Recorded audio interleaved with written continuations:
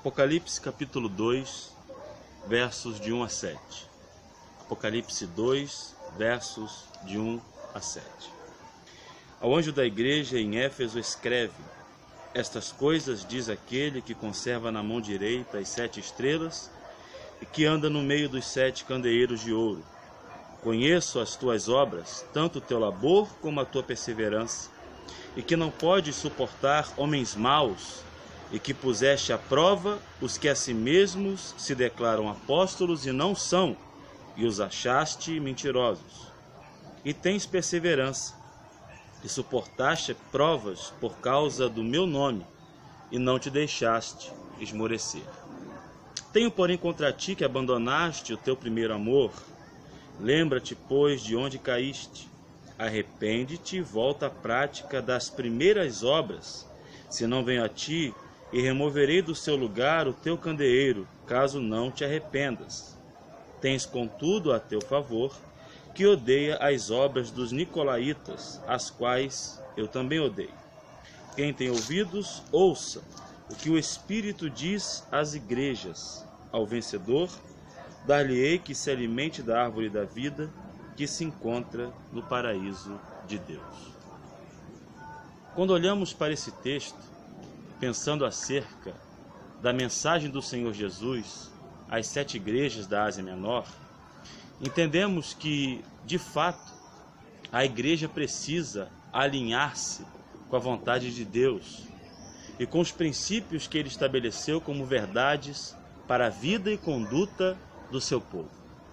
O livro do Apocalipse possui muitas interpretações diversas. Nós conhecemos várias no campo teológico e observamos que quando falamos de escatologia, falamos de conceitos sistematizados acerca dos últimos acontecimentos, temos que pensar nisso como conceitos sistemáticos que são. Mas quando falamos do livro do Apocalipse, divinamente inspirado, que está incluso no cânon sagrado e é a escritura sagrada para nós, temos que entender que existem 2 níveis de mensagem: a mensagem do contexto histórico e a mensagem que se aplica. No contexto histórico, Éfeso era uma cidade que possuía aproximadamente 600 mil habitantes. Nela estava erigido o templo fabuloso que chamava a atenção de quem passava por lá, o templo erigido a deusa Artemis dos gregos, ou, como conhecida entre os romanos, Diana. Em Éfeso havia um grande trânsito comercial. Era uma cidade próspera e uma das principais províncias romanas. E no meio desse contexto de paganismo, de prosperidade financeira, de trânsito comercial, o Espírito Santo constitui uma igreja. E essa igreja era perseverante no início de sua fundação, uma igreja que teve entre seus líderes o próprio apóstolo João, uma igreja que conhecia profundamente as verdades da Escritura Sagrada, uma igreja que estava vivendo doutrinariamente de forma correta. No entanto, em dado ponto de sua história, analisamos que essa igreja enfrentava algumas barreiras na sua conduta, no seu caminho. Durante a sua trajetória, essa igreja enfrentou tempos difíceis, de extrema tribulação, perseguição. Nós sabemos que o Império Romano perseguia os cristãos do primeiro século. E uma igreja autêntica enfrentava perseguição por parte do Império. Os judeus perseguiam e o Império Romano perseguia. Mas essa igreja perseguida, essa igreja que vivia à margem da sociedade romana, era uma igreja que possuía qualidades e defeitos. Nós precisamos entender que eu creio e acredito que a maioria dos leitores desses textos que tratam dessas cartas às igrejas da Ásia Menor, que de fato a lição principal é aprender com os erros e perseverar nos acertos. Todos nós temos esse convite diário de olharmos para a nossa vida, vermos os nossos erros e procurarmos aprender com eles, para não errarmos de novo. E olharmos para os acertos e perseverar naquela atitude correta. A igreja de Éfeso possuía isso. Percebam que no texto que nós lemos, Jesus se apresenta como aquele que tem nas mãos as 7 estrelas, que são de fato os 7 pastores, porque quando nós encontramos logo na inscrição da carta, logo no cabeçário, ao anjo da igreja, a palavra anjo, tanto no grego como no hebraico malar e no grego ângelos, significa mensageiro. Então Jesus estava dizendo àquela igreja que o seu pastor, o seu líder, o seu pregador, o seu mensageiro estava nas suas mãos, e também os candeeiros de ouro, que eram as igrejas. Então a igreja como um todo estava nas mãos de Jesus, independente das circunstâncias. Aquela igreja, aquele povo, aquela liderança, aqueles pregadores não estariam à mercê da própria sorte. Então Jesus começa dizendo a essa igreja que ela estava em suas mãos e que ela lhe pertencia. Posteriormente, Jesus começa a dizer a essa igreja, enaltecendo-a por causa de sua perseverança. Era uma igreja fiel, era uma igreja que não havia negado a fé, mesmo em meio a intensas tribulações e perseguições por parte do império. Era uma igreja que, mesmo enfrentando terríveis perseguições, continuava crendo esperançosamente na palavra de Deus. Depois o Senhor Jesus fala com essa igreja que essa igreja era uma igreja fiel à doutrina, porque muitos falsos pregadores, falsos mestres, falsos apóstolos surgiram no primeiro século, como surgem no dia de hoje, para ensinar doutrinas erradas. Então Jesus diz: olha, eu sei que vocês resistiram, testaram, puseram à prova aqueles que dizem ser sem de fato serem, e também abominam as heresias, as obras dos nicolaítas. E aí existem muitas teses acerca de quem eram os nicolaítas, porém nós temos que entender que quando se trata de heresia no primeiro século, como existe hoje, isso era um tema muito abundante. O gnosticismo, o antinomianismo, as ideias que falavam acerca da encarnação de Cristo, corpórea ou espiritual, aqueles que negavam sua divindade, isso sempre existiu no seio da igreja. Então, se você vê alguém na internet dizer que Jesus não é Deus, que o Espírito Santo é uma força e não uma pessoa, fique tranquilo. Essa tese é muito antiga e está sempre presente em exortações que nós encontramos no Novo Testamento. Então, Jesus se dirige a essa igreja dizendo: vocês são perseverantes na prova, vocês não negam o meu nome, vocês perseveram na doutrina, vocês põem à prova os líderes, comparam com a Escritura e veem se de fato o que eles falam é verdade, mas, no entanto, vocês abandonaram o seu primeiro amor. E aí então vem a aprendizagem com o erro.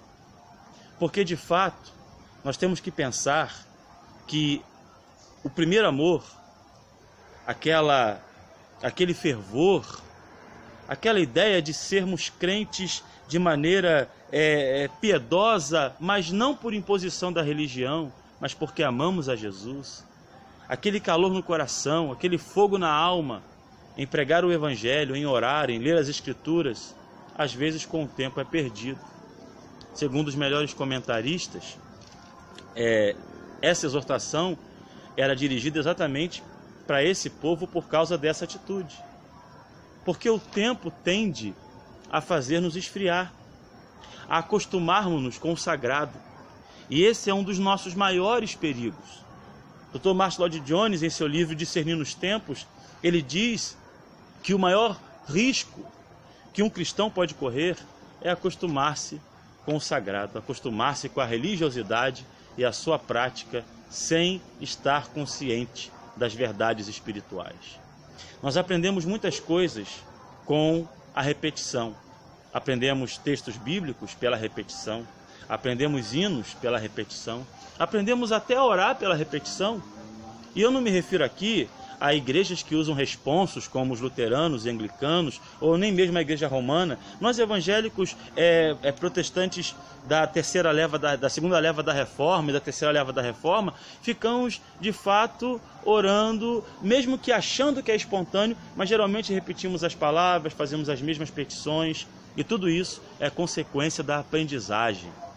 Vocês podem observar que algumas denominações, os pastores falam com a mesma entonação de voz do seu líder máximo, do que como o seu bispo, o seu apóstolo que lidera a sua denominação. E tudo isso é fruto da aprendizagem. Mas muitas pessoas fazem isso no automático. Pregam no automático, cantam no automático e sem de fato estar com o coração ali. Precisamos pensar sobre isso. Porque Jesus falou em seu sermão profético que por se multiplicar a iniquidade, o amor de quase todos esfriaria. Será que é apenas o amor do mundo? Ou o amor também entre os cristãos? Ou será que isso também não é um mal que pode atingir eu e você? Estamos em meio à pandemia, em meio a essa quarentena, em meio a esse tempo em que as igrejas estão fechadas, em que não há culto. Mas como está o seu coração? Como está o altar do seu coração? Como está você como templo do Espírito Santo? Você está fechado em quarentena ou está aberto para a ação de Deus na sua vida? Devemos olhar para esse texto e atentar para a ordem de Jesus. Lembra-te, pois, de onde caíste. Aonde foi que você se acostumou com o sagrado? Quando foi? Como isso aconteceu? Analise a sua vida. Faça uma análise introspectiva. Pense sobre você como crente. Analise o que você sente hoje no seu coração e busque em Deus forças para ser restaurado. Porque a promessa de Jesus a essa igreja foi a seguinte: quem tem ouvidos, ouça o que o Espírito diz à igreja.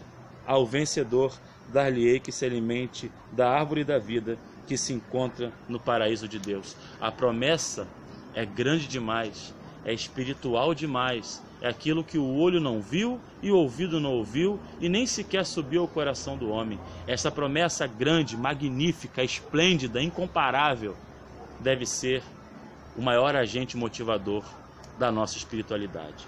Vamos acertar como a igreja de Éfeso, vamos ser fiéis à doutrina, vamos resistir em meio à perseguição, vamos odiar as obras dos hereges e nos afastar deles e rejeitar a sua pregação e o seu ensino. Vamos ser apologetas da fé, sem contudo,